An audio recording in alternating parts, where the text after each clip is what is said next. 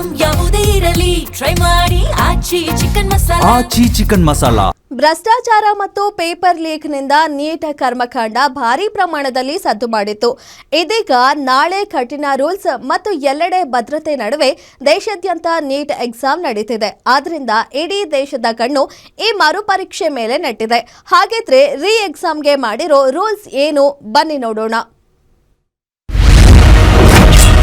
ದೇಶಾದ್ಯಂತ ಬಿಗಿ ಭದ್ರತೆಯಲ್ಲಿ ನಡೆಯಲಿದೆ ನೀಟ್ ಪರೀಕ್ಷೆ.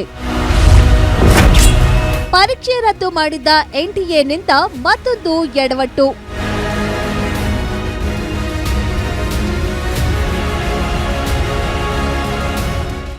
ಇಡೀ ದೇಶಾದ್ಯಂತ ನೀಟ್ ಮರುಪರೀಕ್ಷೆ ನಡೆಯಲಿದೆ. ಬೆಂಗಳೂರು ಸೇರಿದಂತೆ ರಾಜ್ಯದ 31 ಜಿಲ್ಲೆಗಳಲ್ಲಿ ಪರೀಕ್ಷೆಗಾಗಿ ಸಕಲ ಸಿದ್ಧತೆ ಮಾಡಿಕೊಳ್ಳಲಾಗಿದ್ದು, ಈಗಾಗಲೇ 16 ಲಕ್ಷಕ್ಕೂ ಹೆಚ್ಚು ಅಭ್ಯರ್ಥಿಗಳು ಹಾಲ್ ಟಿಕೆಟ್ ಡೌನ್ಲೋಡ್ ಮಾಡಿಕೊಂಡಿದ್ದಾರೆ. ಮಧ್ಯಾಹ್ನ 2 ಗಂಟೆಯಿಂದ ಸಂಜೆ 5 ಗಂಟೆ 15 ನಿಮಿಷದವರೆಗೆ ಪರೀಕ್ಷೆ ನಡೆಯಲಿದ್ದು, ಪರೀಕ್ಷಾ ಅವಧಿಯನ್ನ 15 ನಿಮಿಷ ವಿಸ್ತರಿಸಲಾಗಿದೆ. ಒಟ್ಟು 195 ನಿಮಿಷ ಅಭ್ಯರ್ಥಿಗಳು ಪರೀಕ್ಷೆ ಬರೆಯಬಹುದಾಗಿದ್ದು, ಮಧ್ಯಾಹ್ನ 1 ಗಂಟೆ 30 ನಿಮಿಷಕ್ಕೆ ಪರೀಕ್ಷಾ ಕೇಂದ್ರದ ಗೇಟ್ಗಳು ಕ್ಲೋಸ್ ಆಗಲಿವೆ. ನೀಟ್ ಪರೀಕ್ಷೆಗೆ ಹೇಗಿದೆ ಸಿದ್ಧತೆ? ಸೇನೆ ಕಣ್ಗಾವಲಿನಲ್ಲಿ ನಡೆಯಲಿದೆ ನೀಟ್ ಎಕ್ಸಾಮ್. ಯಾವುದೇ ಪ್ರಮಾದ ಆಗದಂತೆ ಮುನ್ನೆಚ್ಚರಿಕಾ ಕ್ರಮ. ನೀಟ್ ಪರೀಕ್ಷೆಗೆ ಅರೆಸೇನಾ ಪಡೆ ಭದ್ರತೆ. ಇದೇ ಮೊದಲ ಬಾರಿಗೆ ಪ್ರಶ್ನೆ ಪತ್ರಿಕೆ ಏರ್ಲಿಫ್ಟ್. ವಾಯುಪಡೆ ಹೆಲಿಕಾಪ್ಟರ್ ಮೂಲಕ ಪ್ರಶ್ನೆ ಪತ್ರಿಕೆ ರವಾನೆ. 5500 ಪರೀಕ್ಷಾ ಕೇಂದ್ರಗಳಲ್ಲಿ ಸಕಲ ಸಿದ್ಧತೆ. ಪರೀಕ್ಷಾ ಕೇಂದ್ರಗಳಲ್ಲಿ 6669 ಮೇಲ್ವಿಚಾರಕರ ನೇಮಕ. ಭದ್ರತೆಗೆ 2.5 ಲಕ್ಷ ಪೊಲೀಸರ ನಿಯೋಜನೆ. ಪರೀಕ್ಷಾರ್ಥಿಗಳಿಗೆ 15 ನಿಮಿಷ ಹೆಚ್ಚುವರಿ ಸಮಯ. ವಿದ್ಯಾರ್ಥಿಗಳಿಗೆ ಒತ್ತಡ ಕಡಿಮೆ ಮಾಡಲು ಹೆಚ್ಚುವರಿ ಟೈಮ್. ಪ್ರಶ್ನೆ ಪತ್ರಿಕೆಯ ಬುಕ್ಲೆಟ್ನಲ್ಲಿ 4 ಹೆಚ್ಚುವರಿ ಖಾಲಿ ಪುಟ. ಎನ್ಟಿಎ ನೀಟ್ ಅಧಿಕೃತ ವೆಬ್ಸೈಟ್ನಲ್ಲಿ ಹೊಸ ಪ್ರವೇಶ ಪತ್ರ ರಿಲೀಸ್.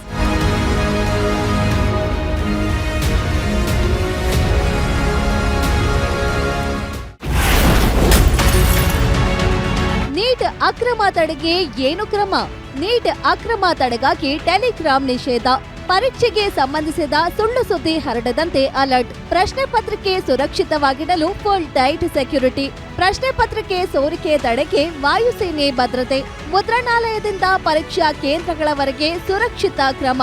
ಪರೀಕ್ಷಾ ಕೇಂದ್ರಗಳಿಗೆ ಪ್ರಶ್ನೆ ಪತ್ರಿಕೆ ಏರ್ಲಿಫ್ಟ್. ಪತ್ರಿಕೆ ತಲುಪಿಸಲು ಸಿಆರ್ಪಿಎಫ್ ಮತ್ತು ಸಿಐಎಸ್ಎಫ್ ಯೋಧರ ಕಾವಲು. ಸಾಮಾಜಿಕ ಜಾಲತಾಣಗಳ ಮೇಲೆ ನಿಗಾ. ಪ್ರತಿ ಪರೀಕ್ಷಾ ಕೇಂದ್ರಗಳಲ್ಲಿ ಸಿಸಿಟಿವಿ ಕಣ್ಗಾವಲು. ಪರೀಕ್ಷೆಯಲ್ಲಿ ಅಕ್ರಮ ಎಸಗುವವರ ವಿರುದ್ಧ ಕಠಿಣ ಕ್ರಮ. ಪ್ರಶ್ನೆ ಪತ್ರಿಕೆ ಸೋರಿಕೆ ಮಾಡುವವರಿಗೆ ಕನಿಷ್ಠ 3 ವರ್ಷ ಜೈಲು ಶಿಕ್ಷೆ. ಜೈಲು ಶಿಕ್ಷೆ ಜೊತೆ 10 ಲಕ್ಷದವರೆಗೆ ದಂಡ ವಿಧಿಸಲಾಗುತ್ತೆ. ಇನ್ನು ಎನ್ಟಿಎ ಇಷ್ಟೆಲ್ಲ ಕಟ್ಟುನಿಟ್ಟಿನ ಕ್ರಮ ಕೈಗೊಂಡಿದ್ರು ತನ್ನ ಹಳೆ ಚಾಳಿಯನ್ನ ಬಿಟ್ಟಿಲ್ಲ. ಹಾಲ್ ಟಿಕೆಟ್ ಬಿಡುಗಡೆ ಬೆನ್ನಲ್ಲೇ ಮತ್ತೊಂದು ಎಡವಟ್ಟು ಮಾಡಿಕೊಂಡು ವಿವಾದಕ್ಕೆ ಸಿಲುಕಿದೆ.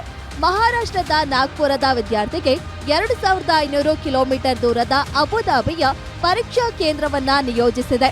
ಎನ್ಟಿಎ ಈ ನಡೆಗೆ ವಿದ್ಯಾರ್ಥಿ ಸಂಘಟನಾ ಮುಖಂಡರು ಆಕ್ರೋಶ ಹೊರಹಾಕ್ತಿದ್ದಾರೆ. ಸರ್, ಇವತ್ತು ಸೀಟ್ ಅಲೋಕೇಶನ್ ಮಾಡುವಾಗ ಯಾವ್ದೋ ನಾಗ್ಪುರ್ ವಿದ್ಯಾರ್ಥಿಗಳಿಗೆ ಅಬುಧಾಬಿ ಸೆಂಟರ್ ಕೊಟ್ಟಿದ್ದಾರೆ. ಪಾಪ ವಿದ್ಯಾರ್ಥಿಗೆ ಪಾಸ್ಪೋರ್ಟೇ ಇಲ್ಲ. The system is completely broken. ಕೇಂದ್ರ ಸರ್ಕಾರಕ್ಕೆ ನೀಟ್ ನಡೆಸಲಿಕ್ಕೆ ಸಾಧ್ಯನೇ ಇಲ್ಲ. ಪಾಪ ವಿದ್ಯಾರ್ಥಿಗಳಿಗೆ ಎಷ್ಟೋ ಟಾರ್ಚರ್ ಮಾಡ್ತಾರೆ. ಮತ್ತೊಮ್ಮೆ ಇದು ಆಗಬಾರ್ದು. ಮುಂದಿನ ವರ್ಷಗಳಿಂದ ಎಲ್ಲ ರಾಜ್ಯಕ್ಕೆ ಅವ್ರು ಖುದ್ದಾಗಿ ನಡೆಸುತ್ತಾರಂತ ಒಂದು ಒಪ್ಪಿಗೆ ಸರ್ಕಾರಕ್ಕೆ ಕೊಟ್ಟರೆ ಅವ್ರು ಬಿಡಬೇಕು. ಇಲ್ಲಾಂದ್ರೆ this is going to continue. ಒಟ್ಟಾರೆಯಾಗಿ ನೀಟ್ ಪರೀಕ್ಷೆಯನ್ನ ಈ ಬಾರಿ ಯಾವುದೇ ಲೋಪವಿಲ್ಲದೆ ನಡೆಸಲು ಕೇಂದ್ರ ಸರ್ಕಾರ ಮತ್ತು ಸಂಬಂಧಿತ ಸಂಸ್ಥೆಗಳು ಅತ್ಯಂತ ಕಟ್ಟುನಿಟ್ಟಿನ ಭದ್ರತಾ ಕ್ರಮಗಳನ್ನ ಜಾರಿಗೆ ತಂದಿವೆ. ಈಗ ಫಲಿತಾಂಶವಾಗಿ ಪರೀಕ್ಷೆ ಶಾಂತವಾಗಿ ಮತ್ತು ಸೋರಿಕೆ ರಹಿತವಾಗಿ ನಡೆಯುತ್ತದೆಯೇ ಎಂಬುದೇ ಮುಖ್ಯ ಪ್ರಶ್ನೆಯಾಗಿದೆ. ಆದ್ರೆ ಈ ಹಿಂದೆ ಆದ ತಪ್ಪು ಮತ್ತೆ ಮರುಕಳಿಸದಂತೆ ಸುಗಮವಾಗಿ ಎಕ್ಸಾಮ್ ನಡೆಸಲಿ ಅನ್ನೋದೇ ನಮ್ಮ ಆಶಯ. Ullas S Kiruvase, guarantee news, Bengaluru.